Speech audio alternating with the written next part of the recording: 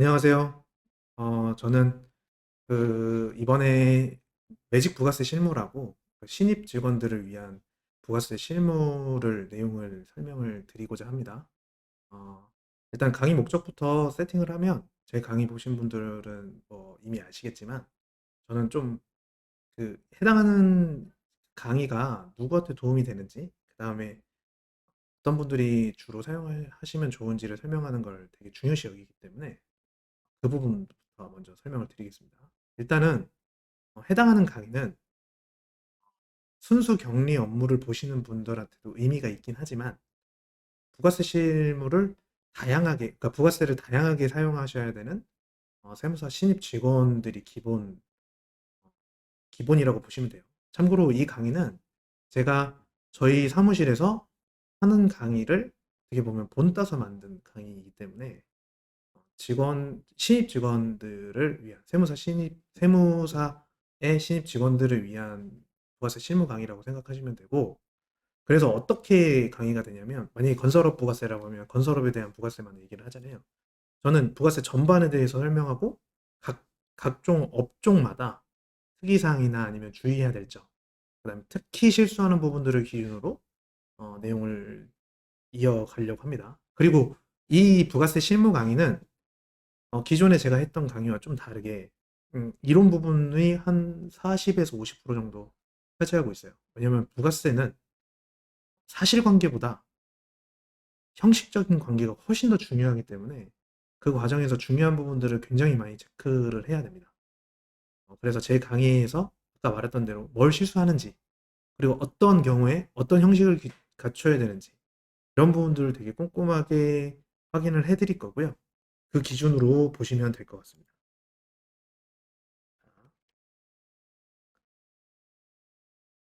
자, 이제 강의를 시작하겠습니다. 먼저 부가세의 개념부터 시작할게요. 어, 해당하는 강의의 기본적인 그 내용은 이론적인 부분들을 먼저 설명하고, 그리고 기본, 그 다음에 특수한 경우에 세법에서 어떻게 설명하는지 이런 부분들을 설명을 드릴 거고요.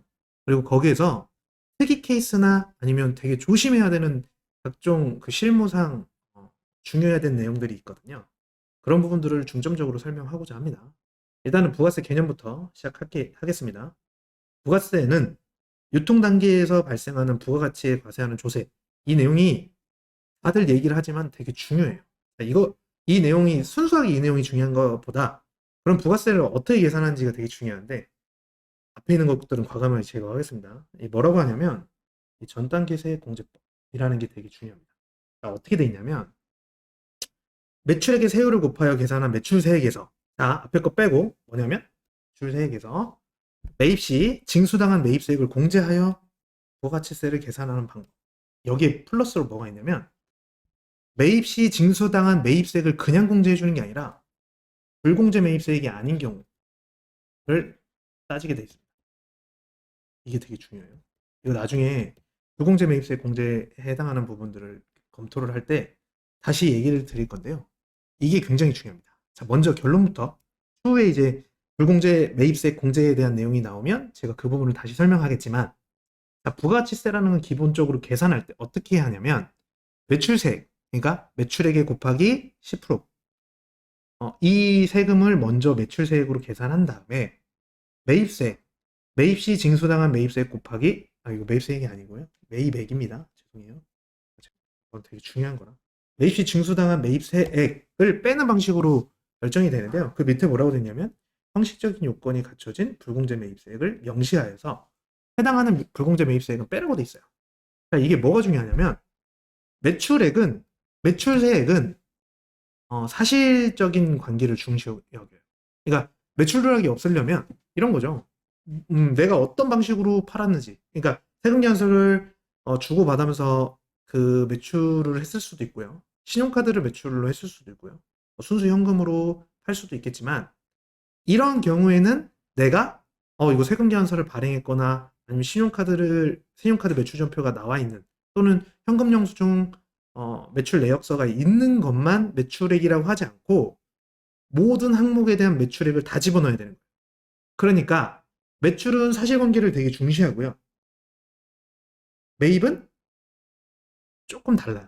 어떻게 나냐면 불공제 매입세액이라는 걸 내용을 집어넣으면서 세금 견사를 안 받았거나 현금 영수증을 안 받았거나 뭐 신용카드 매출전표를 받지 않았을 때, 그리고 뭐 각종 뭐 배제해야 되는 사항, 접대비 뭐 다양한 요건들을 집어넣으면서 그러한 내용들이 들어가 있으면 불공제 매입세액이라고 표시하면서 매입세 공제를 못 받게 만들었죠. 자, 이거는 역으로 말하면 뭐가 되냐면 매입은 아까 말했던 불공제 매입세액이 아니어야 된다. 이게 뭐냐면 형식적 요건을 갖춰야 된다라고 표현한 거죠. 형식적 요건을 갖춰야 매입세 공제를 받게끔 해주는 거죠.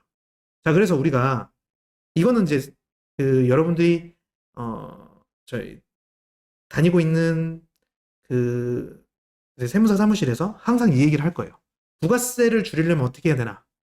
항상 얘기하는 게 그렇죠. 신용카드를 잘 쓰고 현금 매출을 줄이고 현금 영수증을 잘 발행하고 잘 발행받고 수취하고, 이거 다 대부분 뭐냐면 전부 다 형식적 요건을 되게 잘 갖춰야 된다는 표현을 하는 거죠. 매입적인 형식적 요건을 잘 갖춰야 매입세 공제를 받을 수 있기 때문에 항상 매출이 있을 때는 매출액이 곱하기 10%, 매입세액이 있는 경우에는 매입 시 징수당한 매입세액을 하면서 형식적 요건을 갖출 수 있는 경우에만 매입세 공제를 하게 만드는 거죠. 그래서 부가세에서 매출은 사실관계, 매입은 형식적 요건을 잘 갖추는지를 되게 중요시 합니다. 그리고 이거는 이제 그 어떻게 보면 팁으로 말씀드리는 건데, 저는 이제 부가가치세 계산할 때랑 그 결산 볼 때랑은 좀 다르게 업무 처리를 하는데요. 부가세는 부가세 환급조사, 이제 추후에 제가 설명을 드릴 건데요. 부가세 환급조사나 조기환급 신고나 각종 이런 내용들을 할 때 실질적으로 부가세는 사업자 단위에서 거래했을 때는 세금의 징수 문제가 전혀 발생하지 않아요. 한쪽에서 내고 한쪽에서 돌려받거나 한쪽에서 내고 한쪽에서 자기가 내야 될 세금에서 까는 형식이기 때문에 세금적인 차이는 그 최종적으로 소비자가 내는 거지 중간에 있는 사업자들이 전혀 문제가 발생하지 않음에도 불구하고 세금 계산서를 불이행했을 때 또는 각종 이행사항을 불이행했을 때에 대한 책임을 매입세액을 불공제한다는 형식으로, 그러니까 이걸 보통 사실과 다른 세금 계산서 또는 사실과 다른 뭐 증빙 뭐 이런 식으로 표현하거나, 아니면 사실과 다른 행위를 했을 때 매입세액에 대한 불공제를 불이행에 대한 어떤 제재 사항이라고 표현하면서 안 해줍니다. 그래서 부가세 관계에서는 특히 항상 말씀하실 때 사실적인 관계만 맞추시지 마시고 세세하게 형식적 요건을 갖추시는 게 되게 중요하세요. 예를 들어서 이런 게 있어요. 이제 환급조사에서 제일 많이 나오는 게 뭐 계약금, 건물을 지을 때 뭐 계약금 같은 게 있어요. 이거 제가 나중에 세세하게 설명드릴 거니까 간략하게만 얘기 드릴게요. 건물 같은 걸 지을 때 뭐 단기 공사 이런 거 다 아마 모르실 거예요. 뭐 기간이 짧으면 단기 공사일 경우도 있고, 기간이 길 경우에는 뭐 시공에 따라 또는 뭐 날짜에 따라 뭐 단계별로 이제 매입세액 공제를 받을 수 있는 부가세 세금 계산서를 따로따로 받는데요. 이 기간이 이 부가세에 해당하는 내용에 면밀하게 맞지 않으면 가끔, 진짜 가끔이긴 한데 매입세액을 불공제하는 경우들이 생깁니다. 언제 그러냐면 일반적인 경우에는 잘 그런 문제가 안 생겨요. 언제 문제가 많이 생기냐면 부가세 환급조사, 그러니까 환급이 생겼을 때 일정 금액이 초과되면 부가세 환급조사 또는 소명을 하게 되는데, 그 과정에서 이 형식적인 요건을 갖추지 않으면 한류행위가 없음에도 불구하고 매입세 공제를 안 해줍니다. 왜 그러냐면 부가세는, 이건 이제 국세청 입장이기도 하긴 하지만 부가세는 기본적으로 국가의 돈을 빼줘야 되는 관계이기 때문에 부가세 환급조사를 되게 빡세게 하는 경우들이 많아요. 그럴 때를 대비해서 항상 조심하셔야 되는 게, 부가세 공제는 부가세에 해당하는 내용들을 처리할 때는 항상 형식적인 관계를 되게 잘 맞추셔야 된다. 이런 매입세액 불공제 이런 내용에 문제가 생기니까요. 그런 부분들을 좀 꼼꼼하게 처리하시는 게 좋습니다. 자, 거기에 연장되는 사항인데요. 부가세는 기본적으로 어디서 처리하게 되냐면, 세무사랑을 기준으로 말씀드릴게요. 매입 매출 전표 입력이라는 항목이 있죠. 이거 제가 결산 강의할 때도 항상 얘기하지만 매입 매출 전표 입력을 딱 치면 이 화면이 떠요. 대략적으로만 적을게요. 이렇게 하면서 목록이 쭉쭉쭉 나오죠. 이걸 홈택스에서 갖고 와서 뭐 세액은 얼마, 공급가액은 얼마, 그 다음에 누구한테 줬는지, 사업자 등록번호는 뭐, 그 다음에 뭐 항목은 어떤 건지, 거래하는 항목은 어떤 건지, 그리고 뭐 전자로 했는지 뭐 이렇게 돼 있죠. 그리고 끝에 분계라는 형식으로 내용이 나오죠. 이 분계라는 걸 클릭하면 아랫부분이 열려요. 이게 되게 중요해요. 저는 이거 항상 저희 직원한테도 설명하는데, 위에 있는 항목은 부가세 신고서에 영향을 미칩니다. 이 강의는 저희 직원들한테도 오픈되는 강의라 직원들한테 하는 말도 있을 거니까 좀 이해를 해주세요. 밑에는 뭐냐면 전표에 영향을 미쳐요. 이 전표에 영향을 미친다는 게 뭐냐면 결산 또는 재무제표를 만들 때 사용되는 거죠. 그래서 전표 처리를 하지 않아도 부가세 신고서는 완성이 될 수 있습니다. 자, 근데 이건 제가 나중에 설명드릴게요. 진짜 실무 들어갔을 때 저희는 전표 처리를 미리 해놓습니다. 이게 이유가 있어요. 이거는 제가 나중에 이거 실무 강의 실제 이거 나중에 계산할 때 어떻게 하면 훨씬 더 일 처리하기에 편한지 이런 내용을 설명을 드릴 때 자세히 설명드릴 때 추가적으로 얘기를 드릴게요. 저는 분기를 미리 끊어놓고 갑니다. 자, 이 관계에서 이 메인 매출 전표를 입력했을 때는 항상 사실 그 매출은 사실관계가 중요하고 매입은 형식적인 요건이 중요하다. 자, 그리고 사실관계가 중요하다는 이 내용에 항상 뭘 체크해야 되냐면 매출 누락이 있는지를 확인해야 돼요. 그리고 면세 사업자가 아니고 기본적으로 부가세 사업자는 매출에 있는 부분이 기장 업무랑 달라질 수 없어요. 무조건 같아야 됩니다. 거의 대부분의 경우. 특별한 사항 빼고는 무조건 매출액의 총액이 같아야 됩니다. 물론 이제 몇 가지 예외가 있어요. 간주임대료나 아니면 뭐 부가세법상 매출인데 그 결산상에서는 매출로 보이지 않거나 뭐 자비이거나 이런 식으로 뺄 수는 있겠지만 기본적으로는 매출 누락이 없는 환경에서는 기장이라는 업무가 부가세에 있는 부가세 전표 처리를 했을 때 매출이라는 부분이 틀어지면 안 됩니다. 항상 같이 해야 됩니다. 하지만 매입 매출 전표에 입력되어 있는 항목이 매입이었을 때는 기장 업무와 부가세였을 때가 달라질 수가 있습니다. 왜 그러냐면 이것 때문에 아까 계속 얘기했죠. 형식적인 요건이 중요하기 때문에 또는 형식적인 요건이 중요하지 않을 사실관계에서는 해당하는 항목이 달라질 수 있는 거죠. 자, 어디가 더 많을까요? 당연히 여기가 많겠죠.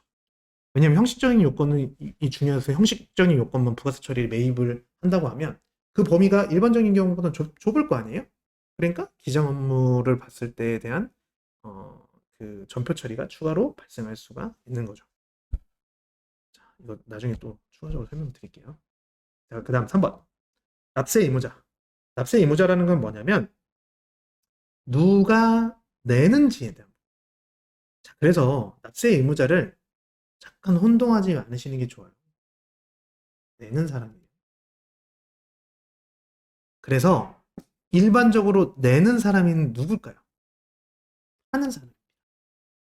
자, 우리가 이거를 원천징수라는 개념으로도 보통 사용하는데 우리가 보통 부가세를 그러니까 실질적으로 담세, 그러니까 누가 내는지에 대한 부분은 소비자가 냅니다. 자, 근데 소비자가 내려면 어떻게 해야 되냐면 자기가 물건을 샀을 때마다 이 해당하는 내역을 신고를 하고 그 금액을 매번 납부를 해야 돼요. 소비자가. 그렇게 하게 하는 일이 너무 많다는 거죠. 그래서 어떻게 만들어 놨냐면 소비자가 물건을 뭐 11,000원짜리 물건을 샀으면 1,000원에 대한 부가세를 사업자에게 먼저 줍니다. 사업자에게 주겠죠. 사업자에게 주게 되면 사업자가 10,000원만 자기 돈으로 갖고 1,000원을 납부하는 방식으로 처리하게 되는 거죠. 그럼 납부하는 처리를 하게 되면 이 해당하는 부가세 납세 의무자는 이 사업자가 되는 겁니다. 그렇죠? 사업자가 되면 사업자는 기본적으로 재화 용역의 공급에 대한 납세 의무자로서 사업자 등록 여부랑은 상관없는 거예요. 자, 그러면 사업자 등록증이 없으면 부가세 신고를 어떻게 하나요? 이렇게 물어볼 수 있는데 사업자 등록증을 내지 않았으면 추후에라도 사업자 등록을 해서 세금을 내야 되는 거고요. 사업자 등록을 사업자 등록이 의무가 되기 때문에 사업자 등록 의무를 이행하지 않으면 미등록에 대한 제재 사항으로서 가산세들이 발생하는 거고요. 거기에 뭐 조세 탈루할 행위가 있었으면 조세분 처벌법의 대상으로 뭐 처벌받을 수도 있겠죠. 거기에 플러스로 의무자라는 개념으로 들어가기 때문에 재화를 수입하는 자는 사업자 여부와 상관없듯이 사업자가 아니어도 재화를 수입하는 자는 세금을 내야 됩니다. 자, 이건 왜 그러냐면 이거는 이 개념이라서 그래요. 소비자가 자꾸 내야 된다고 그랬잖아요. 재화를 수입하는 자는 둘 중에 하나예요. 죄송해요. 이거는 지우고. 자, 재화를 수입하는 자는 두 개로 나눠져요. 어떻게 나눠지냐면 소비자 또는 사업자. 해당하는 물건을 수입해서 또 팔 수도 있겠죠. 사업자가 될 수 있는데 소비자일 경우에는 뭐냐면 해외에서 물건이 들어온단 말이죠.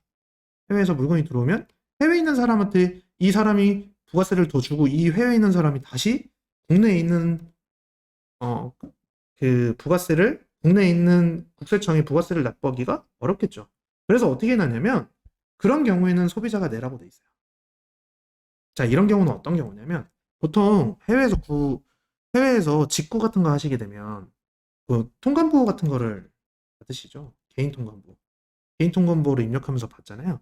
개인 통관부에서 일 처리하는 두 가지가 있어요. 관세 처리하고 부가세 처리가 있어요. 세관장이 해당하는 부가세와 관세를 낼 수 있는 환경을 만들어줘요. 그래서 소비자가 직접 수입할 때 납부를 하게 됩니다. 자, 그럼 사업자는 이것도 마찬가지예요. 똑같이 뭐 통관부호라든지 아니면 개별적으로 갖게 되는 뭐 각종 번호들, 이런 번호들을 받아서 세관장에 관세와 부가세를 납부를 하게 됩니다.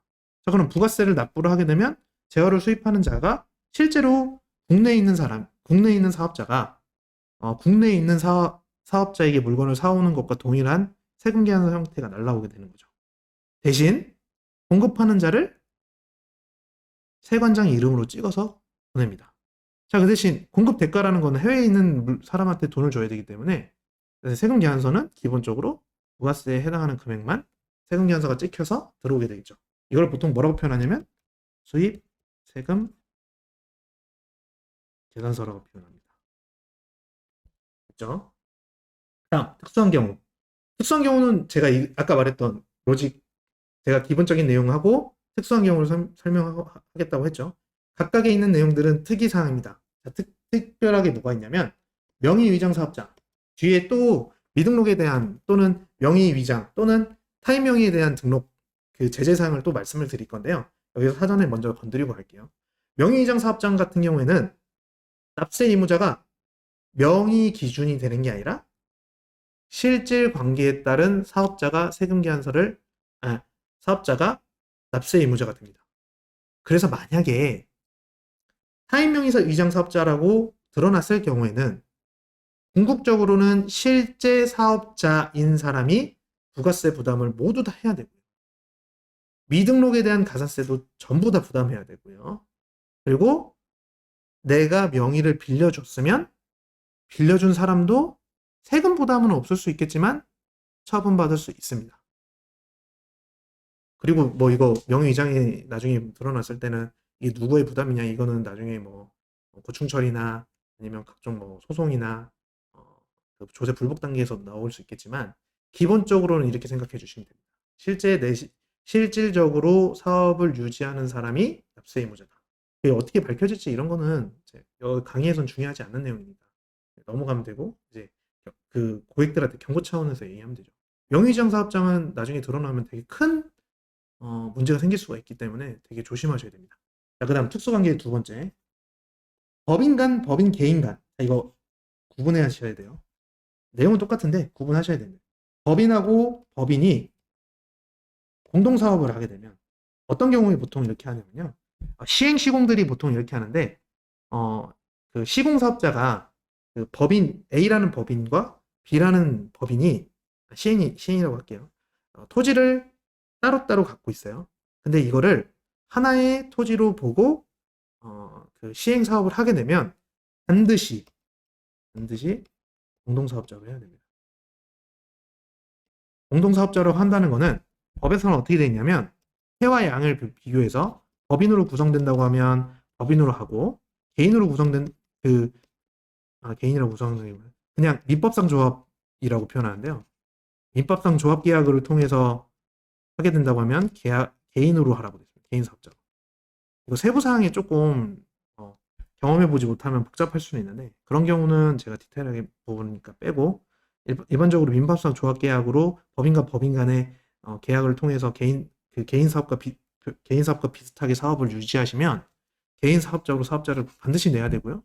최근 조심 판례에 따라 공동사업이 맞는데 공동사업자로 안 하게 되면 그 모든 처분을 다 무효화시키고 그 해당하는 처리가 하지 않은 부분에 대해서 가산세 이런 부분들을 내게끔 지금 현재 조심 사례가 나와 있고요.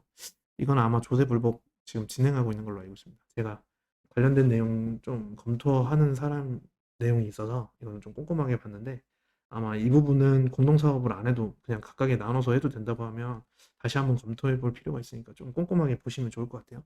마찬가지로 법인하고 개인 간에도 공동사업이 있을 수 있어요. 그런 경우에도 아까 말했던 대로 법인으로 하거나 민법상 조합계약으로 해야 된다. 자, 그럼 법인으로 하는 경우는 어떤 경우냐? 이거는 당연한 거예요. 별도 법인이 만든다는 건 주체에 따라 주주로 구성해서 법인 하나가 더 만들어지고 SPC가 되겠죠. 그러니까 목적 적합한 그냥 페이퍼 컴퍼니가 생기면 그 페이퍼 컴퍼니에 맞춰서 법인의 사업자가 따로 내야 된다고 돼 있고 이거는 그냥 법인을 내는 거니까 이거 조심하셔야 된다. 법인을 새로 내는 경우보다는 이런 경우가 훨씬 더 많거든요. 이런 것들은 되게 주의해야 된다. 자, 그다음 비영리 법인이 만약에 수익 사업을 하게 되면 이 수익 사업에 대한 부분도 납세 의무가 생길 수 있고요. 참고로 이게 목적 사업과 수익 사업을 구분해서 부가세 공제를 하셔야 되고요. 해당하는 내용들은 나중에 추후로 또 정리할 때가 되면 제가 설명을 한번 더 드리겠습니다.